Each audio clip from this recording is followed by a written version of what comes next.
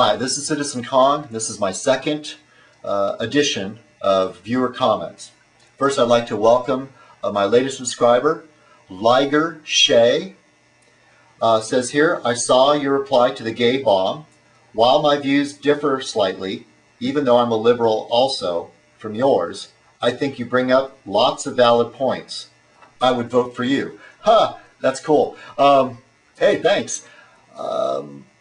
And it does kind of respond to like, who do you like? You know, when I put that out there as far as for the upcoming election. Okay, so here's another comment. Sponge Josh posted a comment, said, you'd make a dead ringer for Michael Savage. Why not make a video with you lip talking with audio clips of Savage in the background? Well, to be honest, that's too much work. I'm kind of lazy. I'm a liberal, you know, don't want to work, want to collect money off the state. But here's my Michael Savage imitation. I hope you enjoy this, okay? Take off the glasses. See pictures of Mike Savage, he's always wearing a hat. Okay. Oy vey! If the liberals get their way, all your daughters are going to be wearing stinking burqas. Oh, the world makes me sick. I'm going to talk about my dog Teddy or some Chinese food. Oh, I've got this great recipe. Okay. Ha, ha. Yeah. Okay, well, Sponge Josh, I'll send you that clip. Okay, number 3. Oh, this will talk about, like I said, like a recommended. See, look, I'm pripping my hair like John Edwards. I recommended watching V for Vendetta. Love that movie. And the film version, the most recent film version of 1984 is really excellent too.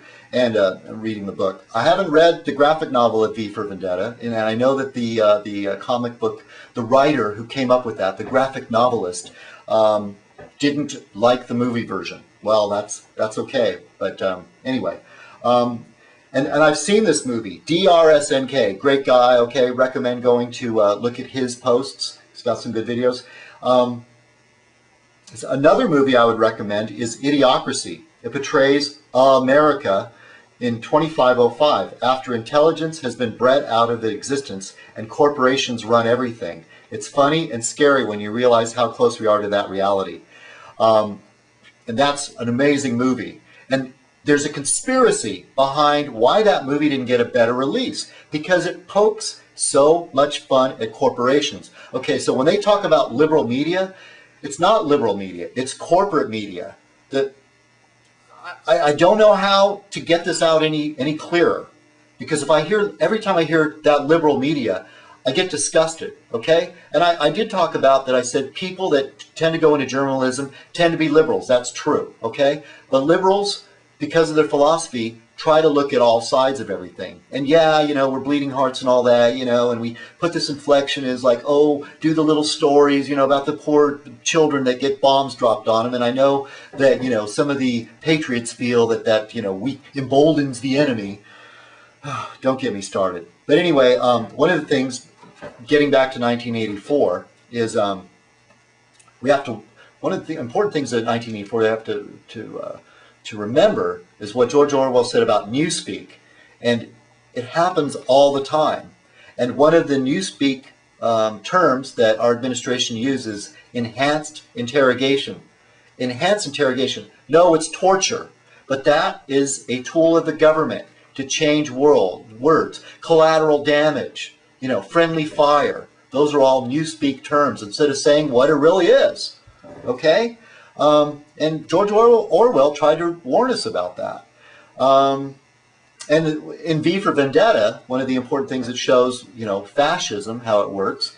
And in the movie, there's the hatred of gays and Muslims. Okay?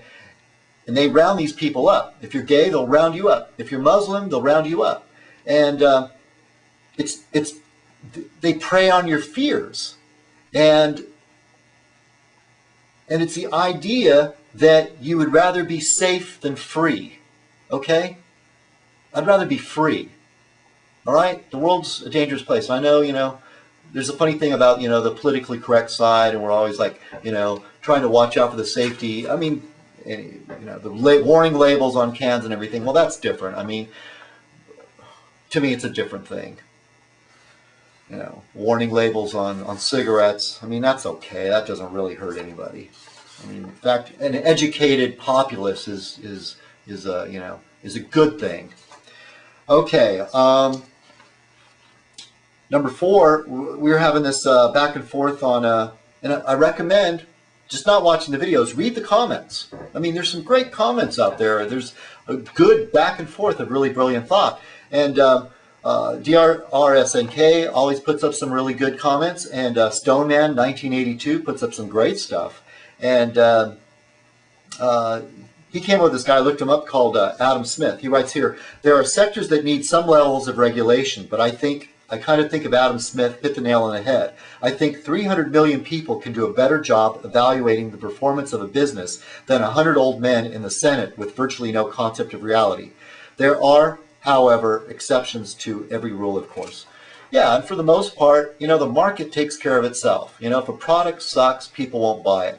But when the corporations get really big, they take away our choices. That's what you have to remember. If they're really big, they take away your choices. Then we don't have any say in it. And these these 100 old men in the Senate, no. It's a bunch of rich guys in a boardroom making the decisions. Don't forget that. Okay, this guy, JRF321, and this is the response to the Fairness Doctrine, and there's some good posts on that, comments. I don't give a crap if you're a liberal or conservative. The Fairness Doctrine is a load. Well, I disagree with you. The truth is that liberals are willing to go against our freedoms and our constitutional rights just so someone with an opposing point of view can't be heard on the radio or they have to be censored. Well, that's something that the right-wingers came up with. No, the Fairness Doctrine makes sure it's not stifling anybody's freedom of speech. It's making sure that everybody gets a say in it, okay? And not some Clear Channel corporation grabs the microphone and crams their ideas down your throat. I'm going to get wound up about that. Okay, he says, hell, if I want to hear a different side of the conservative talk show, then I'll just turn it on any media channel on TV because the majority of the media is liberal. Okay, there you go. Once again, liberal media. No, it's corporatist media. And let's see, that about winds it up. I hope you enjoyed my little comments. This is Citizenkong. Cheers.